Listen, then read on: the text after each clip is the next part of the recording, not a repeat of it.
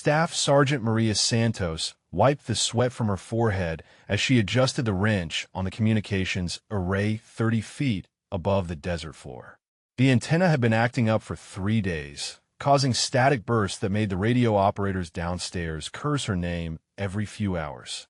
She didn't mind the complaints.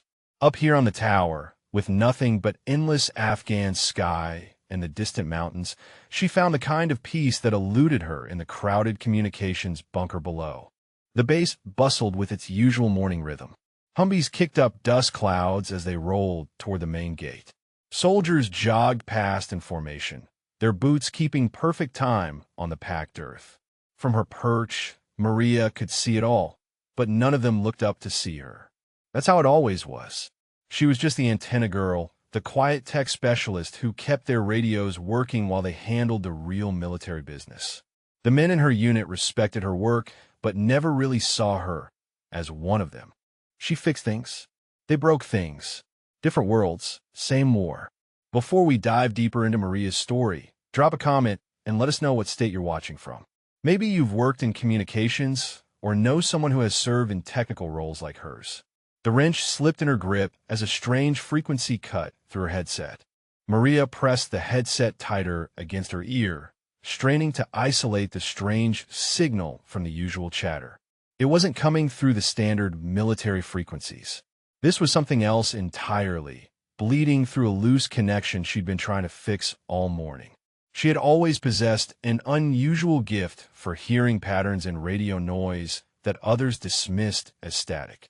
During her training at Fort Gordon, instructors noticed how she could pull clear voices from interference that left seasoned operators scratching their heads. But here at Forward Operating Base Kilo, that skill meant little when everyone saw her as just another wrench turner keeping their equipment functional. The signal cut in and out, fragments of conversation in a language she didn't recognize immediately. Maria made mental notes of the timing, the cadence, the underlying tone. There was urgency in those voices, a planning quality that made her skin crawl. She'd heard enough battlefield communications to know the difference between routine chatter and operational coordination. Down in the communications bunker, Sergeant Rodriguez was probably wondering why the morning radio checks were running late. He'd blame her antenna work, shake his head, and mutter something about how women always took twice as long to fix simple problems. She'd heard variations of that commentary for 3 years running. But this signal was different. This felt important in ways she couldn't yet articulate. Maria climbed down from the tower with her tools clanking against her belt, the strange frequency still echoing in her memory. She needed to report what she'd heard, but first she had to figure out exactly what it was. The communications bunker felt cramped after her time in the open air, filled with the constant hum of equipment and the bitter smell of strong coffee. Sergeant Rodriguez looked up from his duty roster with barely concealed irritation. "You finally get that antenna working properly, Santos," he said, not bothering to hide his annoyance at the delayed morning checks. "There's something else, Rodriguez," Maria said, setting her toolkit down carefully. "I picked up some chatter during the repair work. Foreign language. Sounded operational." Rodriguez rolled his eyes and returned his paperwork. "You picked up some local radio traffic through a loose connection. Happens all the time with faulty equipment. That's why we needed you to fix it in the first place." This was different, Maria insisted, her voice gaining strength. The timing, the tone, it sounded like military coordination. Multiple voices, structured conversation patterns. "Santos," Rodriguez said, without looking up, "you're a good technician, but leave the intelligence analysis to the people trained for it.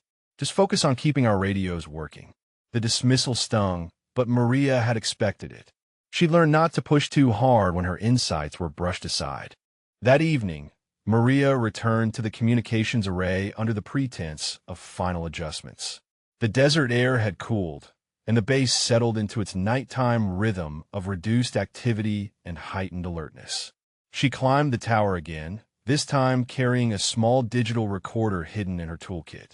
The strange frequency returned within minutes, clearer now in the reduced electromagnetic interference of evening operations.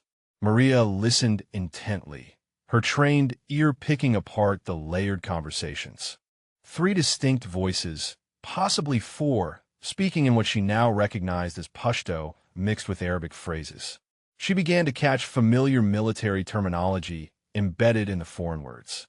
Grid coordinates, time references, equipment designations. The pattern was unmistakable to anyone who understood battlefield communications. But Maria knew her superiors would demand proof beyond her word.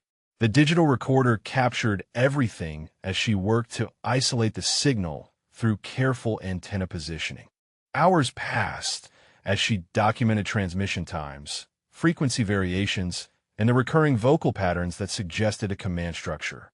Each intercept revealed more operational details that made her increasingly certain this was active enemy planning. When Rodriguez found her still on the tower at midnight, his frustration boiled over. "Santos, what the hell are you doing up there? That antenna was supposed to be fixed hours ago." "Just ensuring optimal signal clarity," she replied, climbing down with her equipment and the precious recorded evidence. Maria spent the next morning in her quarters, headphones clamped tight as she analyzed the recorded transmissions on her personal laptop.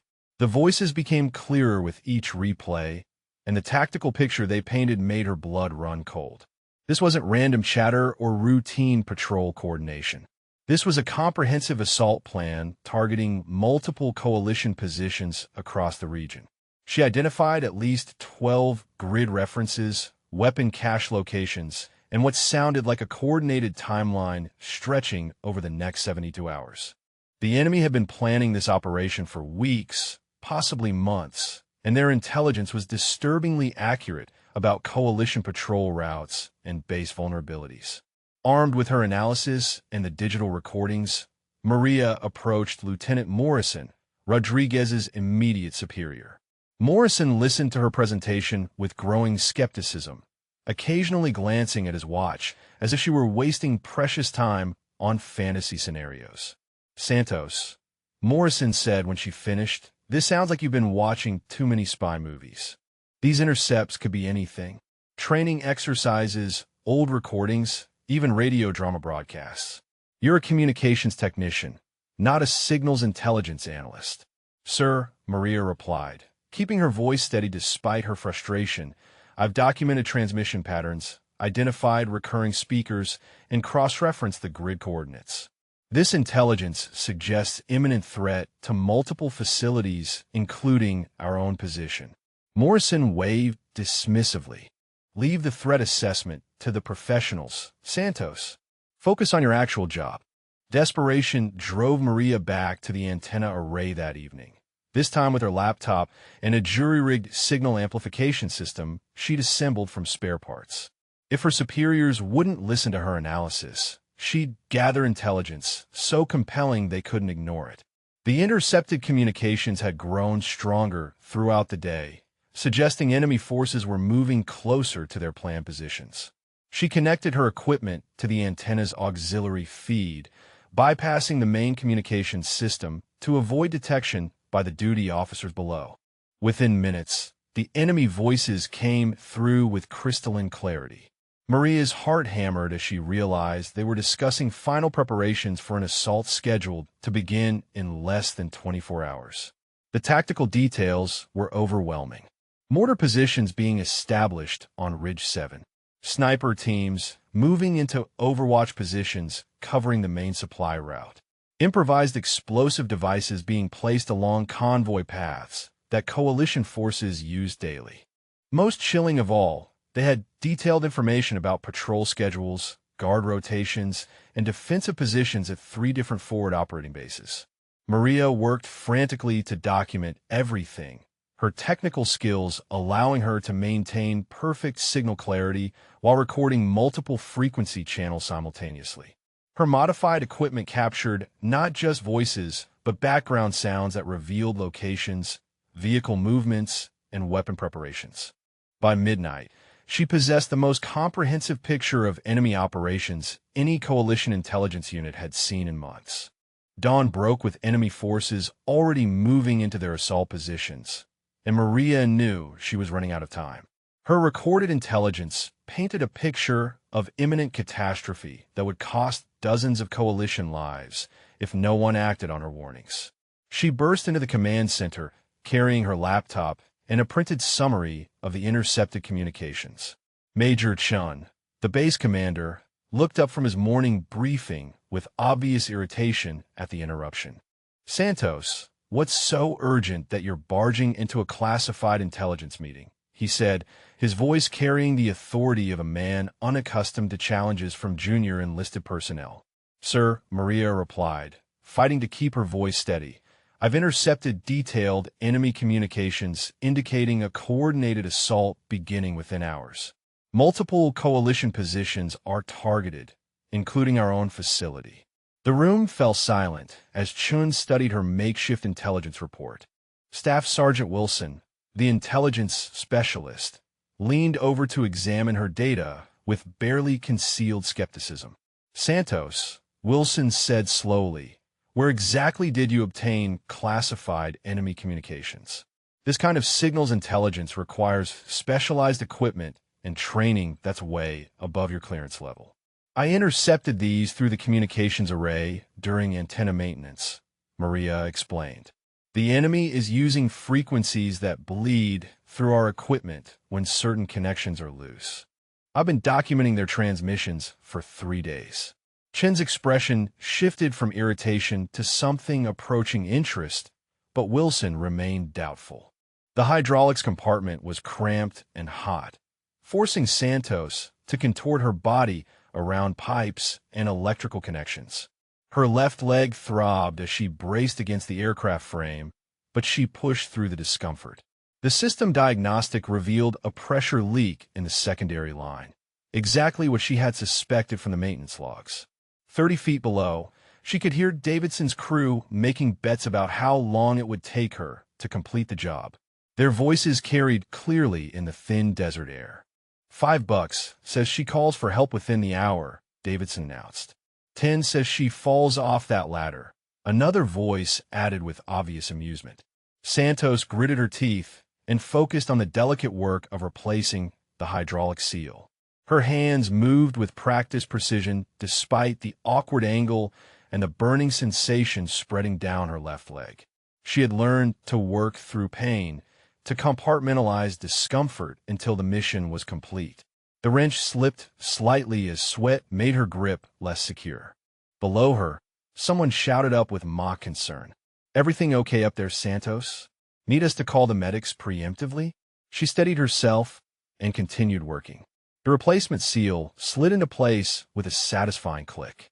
Santos began the process of testing the system pressure, watching the gauges climb steadily toward normal operating parameters. A shadow fell across her work area. Captain Williams had approached the aircraft and was observing her progress with crossed arms. His expression was unreadable, but Santos could feel his scrutiny like physical weight. "How's it coming, Santos?" he called up. "Almost finished, sir. Just running final pressure tests." The gauges showed green across the board. Santos began gathering her tools, preparing for the careful descent that always drew the most unwelcome attention from the watching crowd below. Within minutes, Major Chun had transformed Maria from overlooked technician to the most critical intelligence asset on the base. "Santos," he said, pointing to the primary communications console, "I need you monitoring those enemy frequencies in real time. You're our eyes and ears into their operational coordination." Maria settled into the intelligence station, her modified equipment now integrated with the command center's sophisticated monitoring systems. The enemy voices became clearer than ever as she fine-tuned the intercept capabilities, her technical expertise allowing her to track multiple enemy units simultaneously across different frequency bands. "Sir," Maria reported, her voice steady despite the adrenaline coursing through her system. "Enemy forward observers are reporting coalition patrol movements to their command element. They have visual contact with our perimeter teams and are adjusting their assault timeline based on our defensive positions." Wilson leaned over her shoulder, studying the real-time intelligence stream with newfound respect.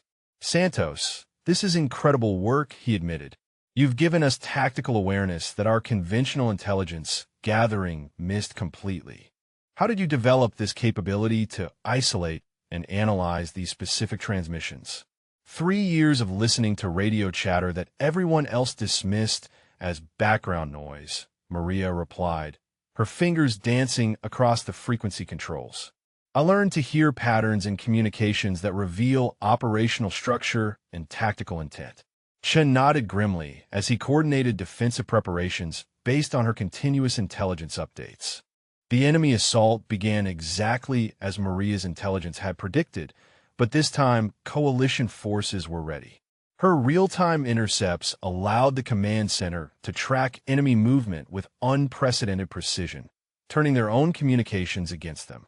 Maria became the nerve center of the defensive operation, her voice calm and professional as she relayed critical intelligence to multiple units simultaneously. Enemy mortar team is adjusting fire onto the motor pool, she reported into her headset. Grid reference 37420. Recommend immediate counter-battery fire. Chen watched in amazement as Maria coordinated defensive responses using intelligence gathered through her technical expertise. Santos, he said during a brief lull in the fighting, you're providing battlefield awareness that our most sophisticated intelligence systems couldn't achieve. How are you managing to track so many enemy elements simultaneously? I'm using their own command structure against them, Maria explained while monitoring multiple frequency channels. Each enemy unit reports to their command element using predictable communication patterns. By tracking those patterns, I can anticipate their movements and coordinate our responses before they complete their tactical adjustments. Incoming transmission from enemy command, Maria announced suddenly, her expression growing tense. They're ordering a concentrated assault on the communications bunker.